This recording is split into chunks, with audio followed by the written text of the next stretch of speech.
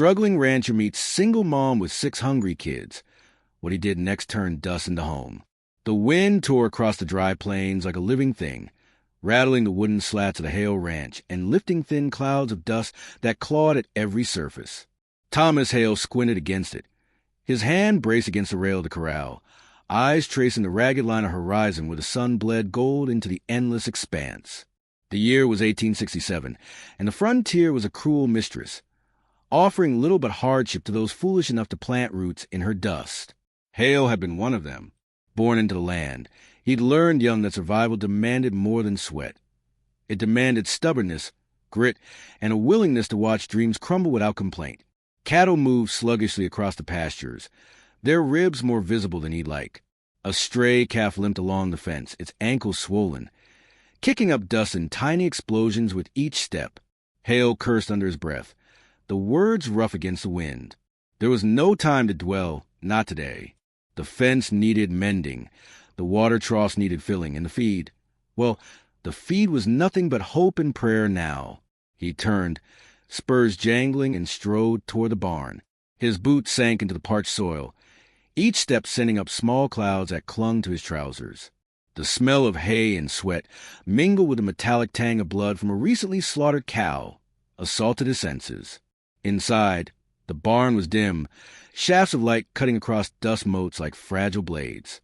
Hale ran a hand along the rough wood, fingertips catching splinters, eyes scanning for signs of further trouble. The calf's injury required attention, but so did the gate latch that had given way under the weight of yesterday's windstorm. As he worked, he muttered to himself, counting the pieces of straw he picked up and the boards he straightened, a ritual to keep the encroaching despair at bay. That's when he heard it, a soft, hesitant shuffle against the side door. Hale froze, heart quickening, hand resting on the butt of his pistol, not out of expectation of immediate danger but out of habit. Out here, strangers rarely arrive without reason, and rarely with good ones. A voice, thin and trembling, broke the wind's constant roar. "Please, sir." Hale's eyes narrowed, and he stepped forward, squinting into the dim light. The door creaked open, and through the gap appeared a woman, shoulders hunched against the wind, a bundle of ragged blankets in her arms. Her face was pale beneath the grime, but her eyes burned with a quiet determination. Behind her, 6 children peeked out, their small faces streaked with dust and tears. The eldest, a boy of maybe 10, clutched the hem of his mother's coat as if it were a lifeline. The others, younger and more fragile, followed in silent obedience, their eyes wide with fear and exhaustion. Hale's chest tightened, the sight jarring him in a way he hadn't expected. Who are you?" he asked, his voice rough but not unkind. "Mary," the woman said, voice firmer now. "Mary Callahan. And these are my children. Please, sir, we need shelter just for the night." She gestured toward the storm rolling in across the plains, dark clouds like a wall inching closer. Her eyes met his, pleading but resolute, a silent challenge wrapped in necessity. Hale felt the weight of their gaze, 6 pairs of trusting eyes, and something inside him twisted.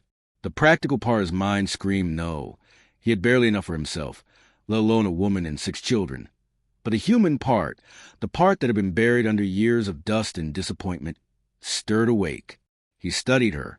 Mary Callahan wasn't a frail figure of desperation. She carried herself with a quiet dignity, even in rags. Her hands were calloused, the fingers bent from constant labor, yet she moved with an economy of motion born of necessity. The children mirrored her, resilient despite hunger and exposure. Hale had seen hardship before, but the raw determination in her gaze struck a chord. He thought his own family, long gone, scattered like seeds on the wind. A pang of loneliness, sharp and familiar, cut through him. "All right," he said finally, his voice firm. "Come in, but don't make a mess, and you stay close. The wind will take what it wants, and there's little here to spare." Mary nodded, relief washing over her features. But she did not smile. She guided her children inside, one by one, the youngest clinging to her skirts. Hale closed the door behind them, bolting it against the gust that rattled the old timbers. The barn smelled of hay, sweat, and the faint iron tang of cattle blood, a home of sorts, if one could call it that. The children whispered among themselves. Curious eyes scanned the unfamiliar surroundings. Hale set about preparing what little he could offer. A bucket of water, a few stale biscuits that had survived a week's journey, and a corner near the fire where they could huddle for warmth. Mary accepted each item with careful grace, making no complaints despite their obvious scarcity. Hale watched her, noting how she prioritized the youngest, how she shielded them from the chill and from the sharp edges of the barn's interior. She was a mother who had learned to endure and endure fiercely. Hours passed, and the storm arrived with fury that rattled the barn walls and sent the cattle bellowing in panic. Outside, the plains disappeared into a wall of gray, lightning streaking across the sky like fiery veins. Hale worked alongside Mary, adjusting boards, securing the animals, his movements efficient, his mind preoccupied with their safety. For a moment, the harshness of the frontier fell away, replaced by the immediate, pressing task of survival. During a lull in the storm, Hale spoke, carefully, testing the waters. "Where were you headed?" he asked. Mary hesitated, eyes flicking toward her children, before answering. "West. Thought there might be work, a place to settle, but the roads are harsh. The night's colder than I imagined. We've been drifting." Her voice softened, and Hale caught the tremor beneath her composed exterior. She had been carrying the weight of the world, and it showed in the set of her shoulders and the tired pull around her eyes. Hale nodded, understanding more than she could know.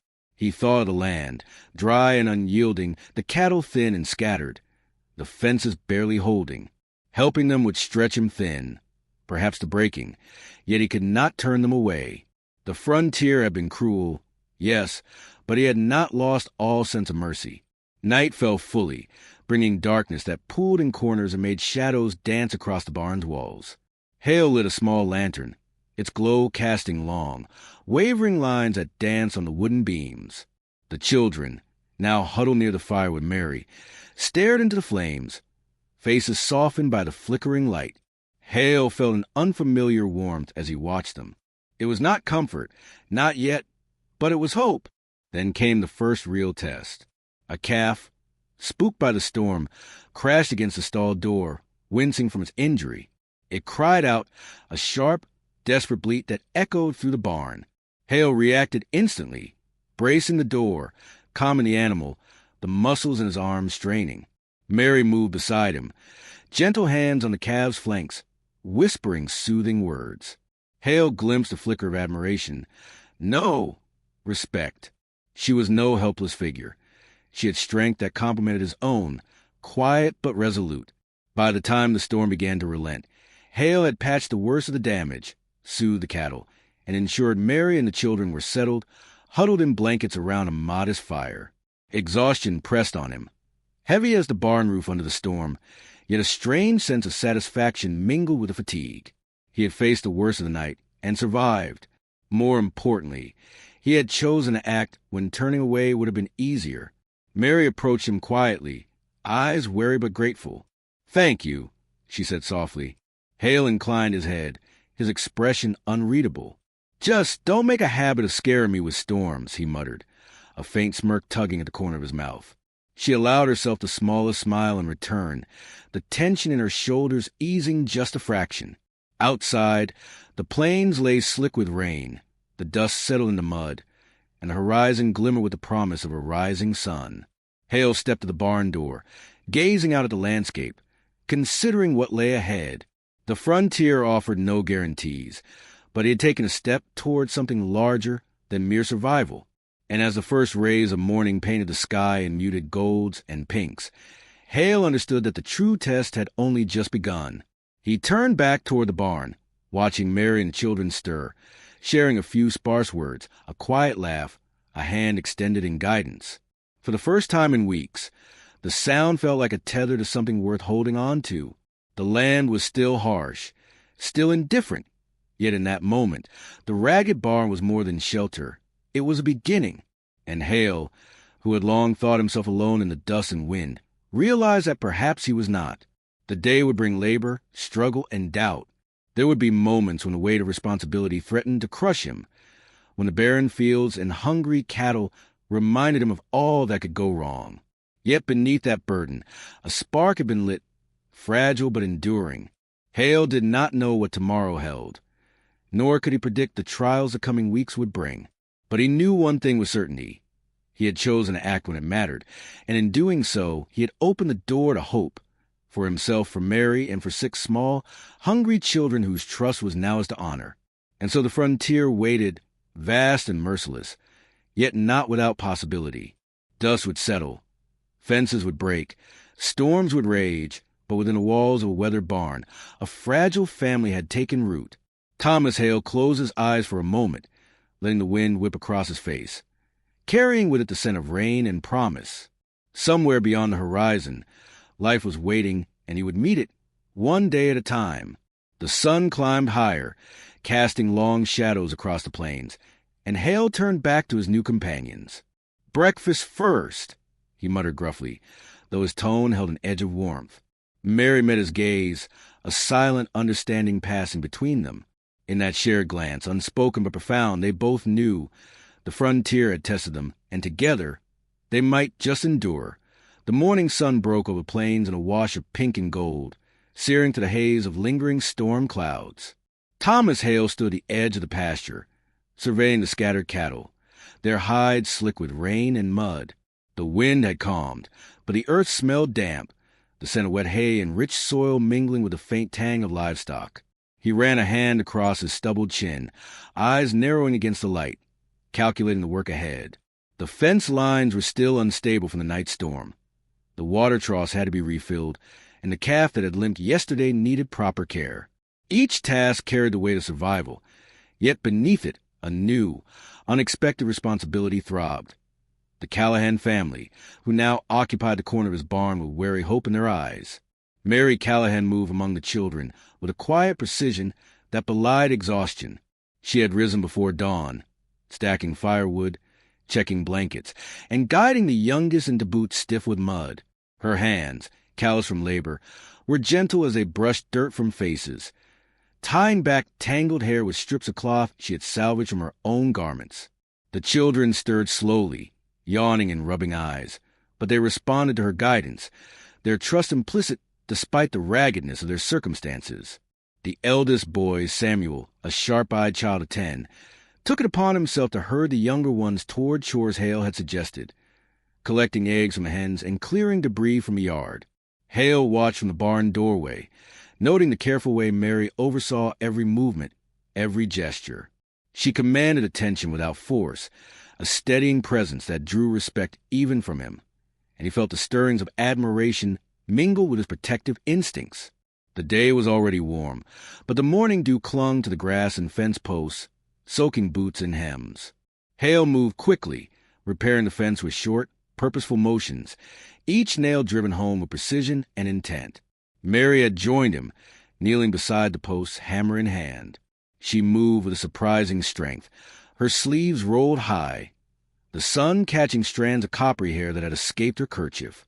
Hale observed her, noting the way her jaw set, the way her eyes met his when a stubborn board resisted their efforts. They did not speak much. The work itself created a rhythm, a conversation of shared labor and silent understanding. Every nail hammered, every board aligned, was a statement of resilience, a refusal to succumb to the harshness of the land. The children flitted about, their small hands finding tasks wherever they could. Lucy, the youngest, barely 5, tried to carry a bucket of water, wobbly on tiny legs, while Thomas gently guided her with a steady hand. The middle children, Anna, Peter, and the twins Ruth and James, helped with feeding chickens and carrying hay, their chatter a backdrop of youthful energy against the steady cadence of the adults' work. Each task was purposeful, but Hale noticed how Mary's eyes constantly scanned for their welfare, ensuring no one overexerted or stumbled, a vigilance born of necessity. The barn, once a place of mere shelter, had become a hive of motion, filled with tentative hope. By mid-morning, Hale had finished reinforcing the fence lines and tended to the calf's injury, wrapping its swollen ankle with strips of cloth and rubbing salve into the raw skin. Mary had fetched clean water and helped him feed the animal, their hands brushing as they worked. Hale felt an unexpected warmth at the contact, brief yet grounding, a reminder that there was more to life than survival. The storm of yesterday had tested them, but it had also revealed something vital: cooperation, trust, and the beginnings of something resembling family. But the frontier was unforgiving, and no relief lasted long. From the ridge to the east came the sound of hooves striking stone and earth, a measured rhythm that carried purpose and a hint of menace. Hale stiffened, squinting into the distance. Two men rode toward the ranch, their faces obscured by wide-brimmed hats, dust trailing behind them. His hand instinctively went to his pistol, the leather grip familiar under callous fingers. Mary noticed his tension and stepped closer, her gaze narrowing in the same direction. The children sensed a shift, pausing mid-task, their small bodies taut with unease. The riders slowed as they approached, the lead man spurring his horse with a sharp cry. "Hale!" The voice was sharp, commanding, laced with contempt. Hale's stomach sank. He recognized the man immediately. Cain McGraw, a neighboring rancher who had long considered Hale's land an opportunity for expansion. McGraw's reputation was as rough as the terrain he claimed, known for intimidation and the occasional use of force to settle disputes. Hale's jaw tightened. McGraw's presence meant trouble, and trouble often arrived in the form of demands he could ill afford to meet. Mary instinctively stepped closer to Hale, her body a subtle shield between him and the unknown. Samuel flinched, taking the younger children with him toward the barn for safety. Hale's eyes met Mary's, a silent agreement passing between them. Protect the family, whatever the cost. McGraw dismounted, boots scuffing the earth, and leaned against the fence, eyes assessing the barn, the cattle, and the group within. His hands rested lightly on his belt, where a revolver hung, a casual threat that spoke of experience and confidence. "Looks like you've got company," Hale muttered under his breath, voice rough but controlled. Mary nodded, steadying herself against the tension, her fingers tightening on the youngest child's hand. Hale took a deep breath, forcing calm into his stance. "McGraw," he greeted, his voice even but firm. "What brings you here?" "Business," McGraw said, eyes scanning the herd. "Looks like your cattle are running thin. Could be a shame if something unfortunate happened." The threat hung in the air, heavy as the midday sun. Hale's fingers itched near his holster, but he stayed his hand, unwilling to escalate unless necessary. He knew the land and cattle were precious, yes, but the lives inside that barn, Mary and her 6 children, were far more fragile. Mary spoke quietly, her voice carrying calm authority. "We're just trying to survive, sir. There's no need for trouble." Her tone was polite, firm, yet imbued with a strength that caught even Hale off guard. McGraw's eyes flicked to her, a brief shadow crossing his features before a smirk replaced it. "Survival, huh?" he said. "On someone else's land, I suppose. Lucky for you. Hale, I'm feeling generous today. But don't get too comfortable." With that, McGraw mounted his horse and rode off, dust rising in his wake, leaving Hale and the Callahans to absorb the tension left behind. Hale exhaled slowly, the adrenaline ebbing but leaving his muscles tight and aching. He turned to Mary, noting the way her hand still trembled slightly, though her stance remained resolute. "He's bluffing," Hale said, though he could not entirely convince himself. "But we'll need to be ready just in case." The remainder of the day passed in a flurry of labor, each task carrying the weight of potential consequence. Hale worked with renewed intensity, repairing the barn's roof, securing gates, and tending to field that had begun to dry under the relentless sun. Mary moved with him, fetching tools, lifting boards, and guiding the children in small tasks that helped them feel useful.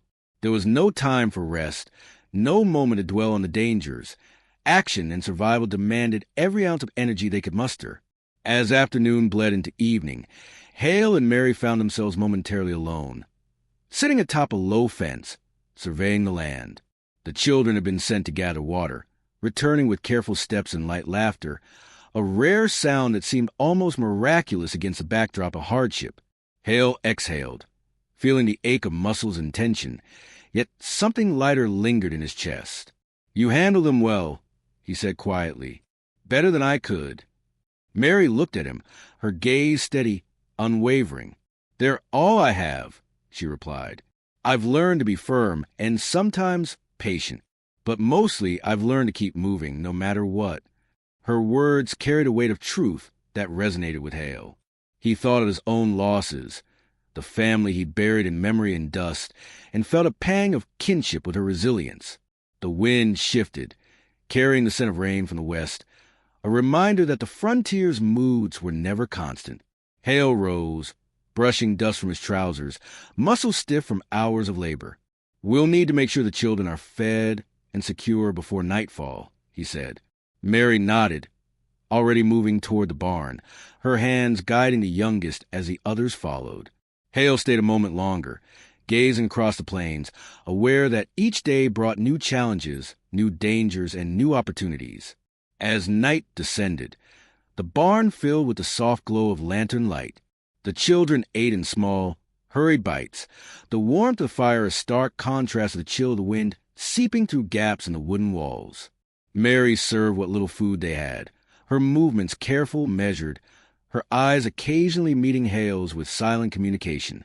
The calf rested nearby, bandaged ankle nestled against fresh straw, and Hale felt a surge of protective instinct, not just for the animals, but for the fragile human family now under his roof.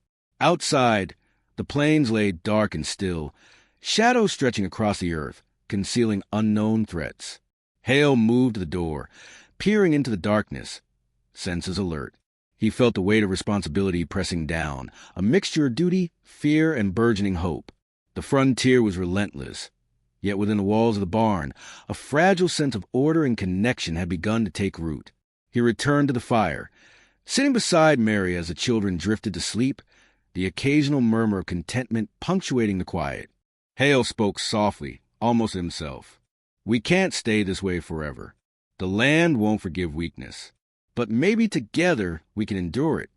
Mary glanced at him, a small nod acknowledging the truth of his words, a silent pact forming between them. The storm of the previous night had passed, but the trials ahead were only beginning. Yet in that moment, amid the flickering lantern light and the gentle breathing of sleeping children, there was a sense that they had, in some small way, begun to carve a life from the dust. The night deepened, stars prickling the vast canopy of sky above, indifferent yet constant. Hale leaned back against the barn wall, let his eyes close briefly, feeling the presence of Mary and the children nearby. The frontier would challenge them, test their limits, and demand sacrifices. But Hale understood something vital. Survival was not merely enduring the land's cruelty. It was creating a bond, a family, a home, even in the face of endless adversity. And as the wind whispered through the cracks in the barn, and the plains lay shadowed and silent, Hale made a quiet promise. He would protect them, guide them, and stand steadfast against whatever the frontier hurled their way. For the first time since he could remember, the horizon held more than dust and despair. It held possibility. The morning air was crisp, carrying a sharp tang of rain-soaked earth. Thomas Hale rode along the fence line, the reins heavy in his calloused hands, eyes scanning the horizon where the plains stretched endlessly beneath the pale light of dawn. The previous weeks had worn him thin, each day a battle against drought, hunger, and the relentless grind of survival. But the presence of Mary Callahan and her 6 children had infused his life with an unexpected purpose. He glanced toward the barn where smoke rose in thin spirals, signaling breakfast, and a flicker of warmth touched his chest. Yet even as hope began to take root, a shadow loomed beyond the ridge, one that promised to test every ounce of courage he possessed. The sound of distant hooves carried faintly on the wind, measured and deliberate. Hale's stomach tightened. He had expected McGraw, the neighboring rancher, to be cautious after their last confrontation. But this was different. There were more of them, outlaws perhaps, or McGraw had gathered reinforcements. Either way, trouble was coming, and he would not have the luxury of hesitation. Hale tightened his grip on the reins, feeling the leather creak beneath his fingers, and nudged his horse forward, circling toward the barn to warn Mary. Mary stood in the doorway. The children clustered around her, their small faces pale but attentive. Hale dismounted, his boots sinking into the damp soil, and motioned for her to stay calm. "Trouble's coming," he said, his voice low but firm. "Could be McGraw. Could be worse. Get the children inside, and lock the doors if you can." Her eyes, steady and unwavering, met his. "We're ready," she replied. "Whatever comes, we'll face it together." Hale nodded, appreciating the resolve in her tone. It mirrored his own, a quiet steel forged in hardship. The first riders crested the ridge moments later, dust trailing behind their horses like smoke. Hale counted 6 men, weapons glinting, their approach deliberate. The eldest boy, Samuel, tugged at Mary's sleeve, eyes wide. Hale knelt beside him. Stay close to your mother. Do exactly as she says. Understood. Samuel nodded, jaw tight, swallowing back fear. Mary gathered the youngest, Lucy, pressing her to her chest, while the middle children huddled together, their small hands clutching makeshift sticks and tools. Hale stood, shoulders squared, heart pounding, not with fear, but with the clarity of purpose. The outlaws reached the fence line, halting their horses as Hale stepped forward, his own stance firm, every muscle coiled for action. "This is private land," he said, voice cutting through the morning air. "You'll not touch a thing without my consent." One of the men dismounted, a smirk curling his lips. "We've heard the land's been taken up by a woman and some kids," he sneered. "Figures worth a look. Could be a nice payday." Hale's hand hovered near his pistol, feeling the familiar weight, but he did not draw yet. Every movement had to count, measured, deliberate. Mary moved slightly in front of the children, her presence a shield as much as any weapon. "You'll find nothing worth taking," she said, voice calm yet edged with authority. "Leave now, and you'll walk away without harm. Threaten us, and you'll regret it." Hale noted the steadiness in her eyes, a fierce determination that mirrored his own. He felt a surge of protectiveness, and an unspoken understanding passed between them. Failure was not an option. The tension stretched taut, like a wire pulled to its limit. Then the lead outlaw laughed, a harsh, grating sound that cut through the stillness. "Bold words for a man in his little circus," he said, stepping closer. Hale's fingers brushed the pistol, ready, but he waited for the right moment. A sudden movement, a child stepping too close to the fence, shifted the dynamics. Hale's instinct snapped into motion. "Back!" he barked, voice sharp. The boy recoiled immediately, and Hale's gaze swept the men. One drew a knife. Another reached for a revolver. The morning exploded into motion. Hale fired a warning shot, the crack echoing across the plains. Horses reared, hooves pounding the earth, and the outlaws hesitated, startled by the precision and resolve of a man fighting for more than cattle or land. He was defending life itself. Mary moved beside Hale, her hand steady as she pushed the younger children behind a stack of hay bales. She had no weapon beyond her courage, but in that moment, it was enough.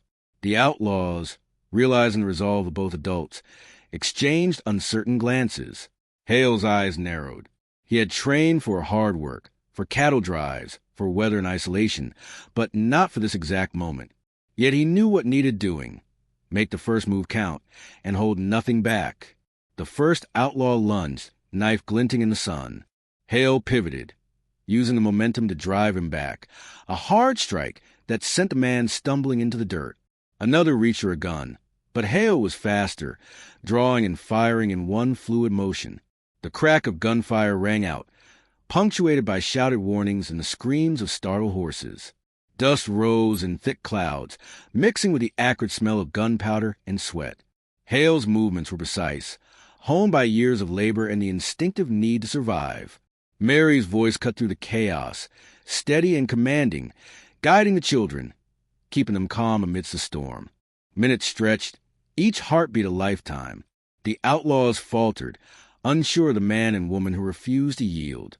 Hale saw the moment of weakness and seized it, advancing with controlled force, each shot purposeful, each step measured. The tide turned in an instant. The outlaws retreated, regrouping at the edge of the field, realizing the battle was lost. Hale kept his aim steady until the last man turned horse and fled, dust clouding their retreat. Silence fell over the plains, broken only by the labored breathing of Hale and Mary, the whinny of unsettled horses, and the distant cry of birds returning after the storm. Hale holstered his pistol, muscles trembling but spirit unbroken. Mary gathered the children, their small bodies pressed close as they exhaled, relief and fear mingling in equal measure. Hale stepped toward them, placing a reassuring hand on Samuel's shoulder. "It's over," he said, voice low. "For now, at least." but we'll need to be ready. They'll come back if they think we're weak." Mary nodded, brushing hair from Lucy's face. "We'll be ready," she said. "Together." Hale met her gaze, the bond forged in the heat of danger deeper now. Unspoken yet undeniable. He realized that the frontier had more to teach him than toil and endurance. It had revealed the depth of courage, the resilience of the human spirit, and the unyielding power of hope when tethered to responsibility and love. The afternoon passed in quiet repair. Hale inspected the fence lines again, making certain the gates were secure and the livestock safe. Mary moved through the barn, checking blankets, tending to the youngest children, and ensuring everyone had food and water. The children, now emboldened by the morning's events, assisted in small ways, stacking firewood, fetching tools, and carrying water, each task a lesson in resilience and teamwork.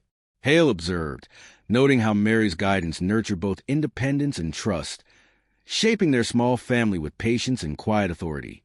As evening fell, the sky streaked with crimson and violet, Hale and Mary worked side by side to prepare a modest meal over fire.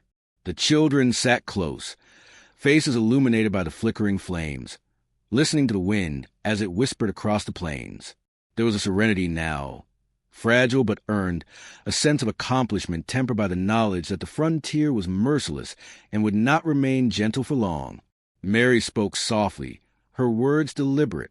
"They're learning," she said, glancing at the children, "not just to survive, but to endure with purpose." Hale nodded, considering the weight of her observation. Survival was instinct. Endurance required something more, discipline, courage, and a willingness to face fear head-on. Today, they had all learned it. The night deepened, stars pricking the vast velvet sky, indifferent witnesses to the lives unfolding below. Hale and Mary sat near the fire, shoulders touching, sharing a quiet companionship born of shared struggle and triumph. The children, lulled by exhaustion, began to drift into sleep, their breathing steady, dreams tentative but safe. Hale gazed into the darkened barn, taking in the small tableau of life he had fought to protect. The frontier had demanded everything of him, yet in the process, it had given him purpose, connection, and the fragile beginnings of family. Then Hale rose, eyes scanning the horizon once more. The plains were still, but he knew the land's moods were deceptive. Danger lurked always, McGraw, outlaws, wild animals, but for now, they had claimed a reprieve. He moved to the barn door, lantern in hand, ensuring it was secure, and returned to Mary.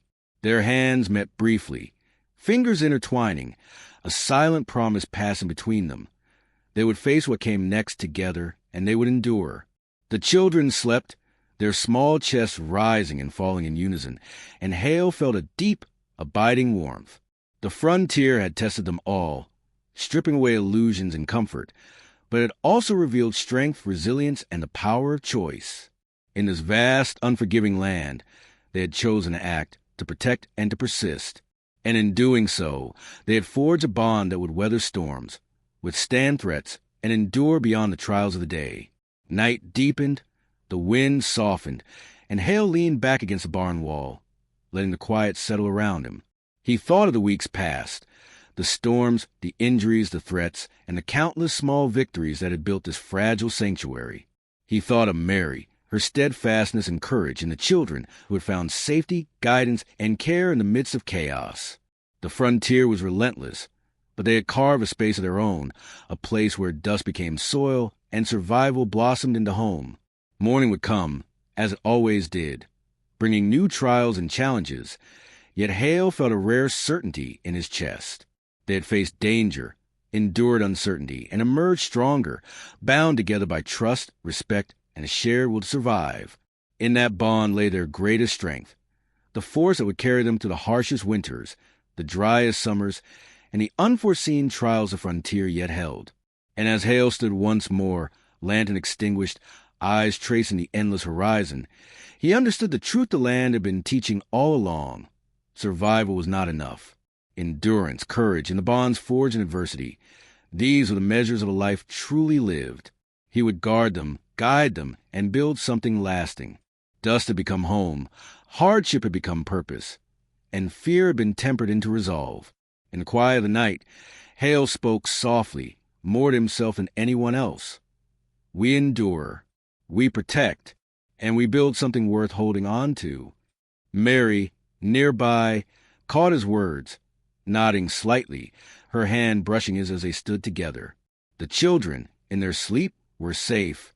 The barn, humble and weathered, held warmth and light against a vast, indifferent frontier.